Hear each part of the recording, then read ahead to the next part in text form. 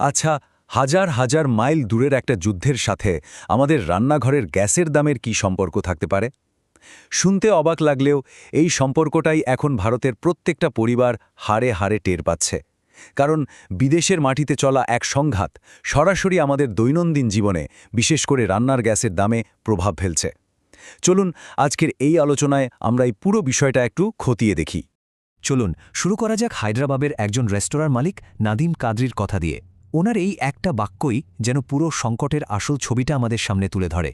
ভাবুন একবার, গ্যাসের অভাবে তাকে কাঠের উনুনে রান্না করতে হচ্ছে, আর তার মতো হাজারো ছোট ব্যবসায়ী রুটি রুজি আজ বন্ধের মুখে। বোঝাই যাচ্ছে এই সমস্যাটা শুধু রান্নাঘরের মধ্যে সীমাবদ্ধ নেই। ৬০ টাকা, ঠিক এই পরিমাণ টাকায় এক লাফে বেড়ে গেছে। ৭ই মার্চ ২০২৬ থেকে প্রত্যেকটা ১৪.২ কেজির রান্নার গ্যাসের সিলিন্ডারের দামে এই ধাক্কাটা লেগেছে। আর এই বাড়তি বোঝাটা এখন দেশের কোটি কোটি পরিবারকে বইতে হচ্ছে। দেশের বড় বড় শহরগুলোতে এখন যে ছবিটা দেখা যাচ্ছে তা বেশ উদ্বেগজনক।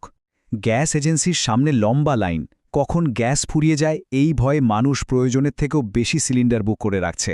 আর এর ফলে কি হচ্ছে? একটা কৃত্রিম সংকট তৈরি হচ্ছে, যা আসল সমস্যাটাকে আরও কয়েকগুণ বাড়িয়ে তুলছে। তাহলে প্রশ্ন হল, হঠাৎ করে এমনটা হচ্ছে কেন? এই যে আমাদের দেশের ভেতরের সংকট, এর আসল কারণটা কিন্তু লুকিয়ে আছে আন্তর্জাতিক ভূ-রাজনীতিতে। চলুন এবার আমরা সেই দিকেই নজর দিই।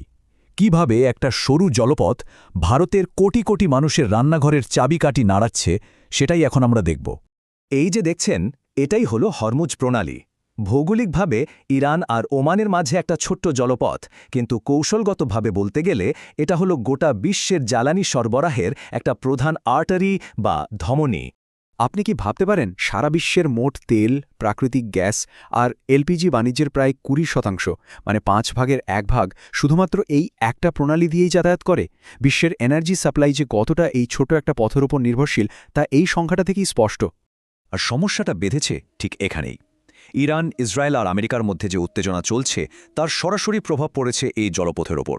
বাণিজ্যিক জাহাজের চলাচল সাংঘাতিকভাবে ব্যাহত হয়েছে, আর এর ফলেই বিশ্বজুড়ে এনার্জি সাপ্লাই চেনে একটা বড়সড় ধাক্কা লেগেছে, যার ফলস্বরূপ আন্তর্জাতিক বাজারে অপরিশোধিত তেলের দাম ব্যারেল প্রতি $১০০ও ছাড়িয়ে গেছে। এখন প্রশ্ন হল, এই আন্তর্জাতিক সংকটের এত বড় আঁচ সরাসরি ভারতের ওপর এসে পড়ছে কেন? উত্তরটা লুকিয়ে আছে ভারতের জ্বালানি ব্যবহারের কিছু হিসেবের মধ্যে। চলুন সেই অঙ্কটাই একবার দেখে নেওয়া যাক। ভারত তার রান্নার গ্যাসের জন্য কতটা পরনির্ভরশীল সেটা এই পরিসংখ্যানটাই পরিষ্কার করে দিচ্ছে। আমাদের দেশে বছরে প্রায় ৩১.৩ মিলিয়ন টন এলপিজি ব্যবহার হয়, যার প্রায় ৬২% আসে বিদেশ থেকে।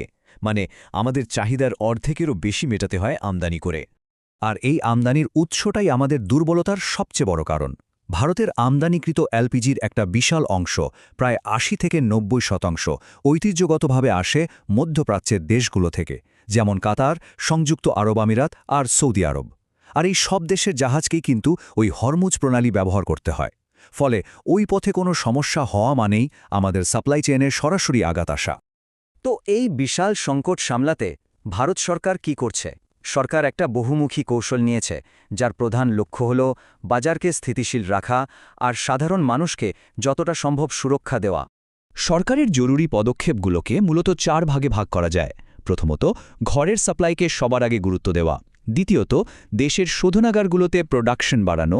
তৃতীয়ত, কমার্শিয়াল বা বাণিজ্যিক সাপ্লাই কমিয়ে আনা। আর চতুর্থত, আমদানির জন্য নতুন নতুন দেশের খোঁজ করা। একটা বেশ কঠিন পদক্ষেপ কিন্তু ইতিমধ্যেই নেওয়া হয়েছে। অত্যাবশ্যকীয় পণ্য আইন ব্যবহার করে হোটেল, রেস্তোরাঁর মতো বাণিজ্যিক প্রতিষ্ঠানগুলোর জন্য গ্যাসের সাপ্লাই এক ধাক্কায় ৮০% কমিয়ে দেওয়া হয়েছে। এর উদ্দেশ্যটা খুব পরিষ্কার: মজুতদারি আর কালোবাজারি বন্ধ করে সেই গ্যাসটুকু সাধারণ মানুষের রান্নাঘরে আর হাসপাতালের মতো জরুরি পরিষেবাতে পৌঁছে দেওয়া। এর পাশাপাশি আরও কিছু কংক্রিট পদক্ষেপও নেওয়া হয়েছে, যেমন দেশের শোধনাগারগুলোকে এলপিজি উৎপাদন প্রায় ২৮% বাড়ানোর নির্দেশ দেওয়া হয়েছে। মানুষ যাতে আতঙ্কিত হয়ে বারবার বুকিং না করে, তার জন্য দুটো বুকিংয়ের মধ্যে সময় ব্যবধান বাড়িয়ে ২৫ দিন করা হয়েছে। আর সবচেয়ে জরুরি পদক্ষেপ হল মধ্যপ্রাচ্যের ওপর নির্ভরতা কমাতে আমেরিকা, নরওয়ে, রাশিয়া, কানাডা আর আলজেরিয়ার মতো দেশ থেকে নতুন করে গ্যাস আমদানির ব্যবস্থা করা। এত সবকিছুর পরেও দামের প্রভাব তো সাধারণ মানুষের উপর পড়ছেই। দেশের বিভিন্ন বড় শহরে ১৪.২ কেজির সিলিন্ডারের নতুন দাম এখন এই রকমই, মার্চ মাসের ওই মূল্যবৃদ্ধির পর থেকেই এই নতুন দাম কার্যকর হয়েছে। তবে সরকারের তরফ থেকে বারবার আশ্বাস দেওয়া হচ্ছে। পেট্রোলিয়াম মন্ত্রী হরদীপ সিং পুরী জানিয়েছেন, সরকারের সর্বোচ্চ অগ্রাধিকার হল দেশের ৩৩ কোটিরও বেশি পরিবারের রান্নাঘরে যেন কোনোভাবেই গ্যাসের অভাব না হয়। তিনি এও বলেছেন যে ঘরোয়া সরবরাহ পুরোপুরি সুরক্ষিত আছে। এই সংকট কিন্তু শুধু রান্নাঘরের গ্যাসের দাম বা লাইনের মধ্যেই আটকে নেই। এর প্রভাব বা বলা ভালো এর ঢেউ ছড়িয়ে পড়েছে আমাদের অর্থনীতি আর সমাজের আরও অনেক দিকে।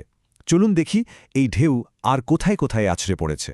সংকটের এই বহুমুখী প্রভাব সমাজের বিভিন্ন স্তরে পড়েছে। একদিকে যেমন হোটেল রেস্তোরাঁ ব্যবসা বিপুল ক্ষতির মুখে, তেমনি গ্যাসের অভাবে অনেক অটোরিকশাও রাস্তায় নামতে পারছে না। আর এর সবচেয়ে খারাপ প্রভাবটা পড়ছে পরিযায়ী শ্রমিকদের উপর, যারা কম দামি খাবারের দোকানগুলোর উপর নির্ভরশীল।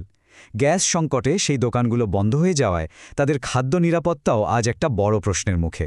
ন্যাশনাল রেস্তোরাঁ অ্যাসোসিয়েশন অফ ইন্ডিয়ার একটা অনুমান অনুযায়ী যদি এই সংকটটা লম্বা সময় ধরে চলে, তাহলে শুধুমাত্র রেস্তোরাঁ শিল্পেই প্রতিদিন প্রায় ১৩০০ কোটি টাকার ক্ষতি হতে পারে।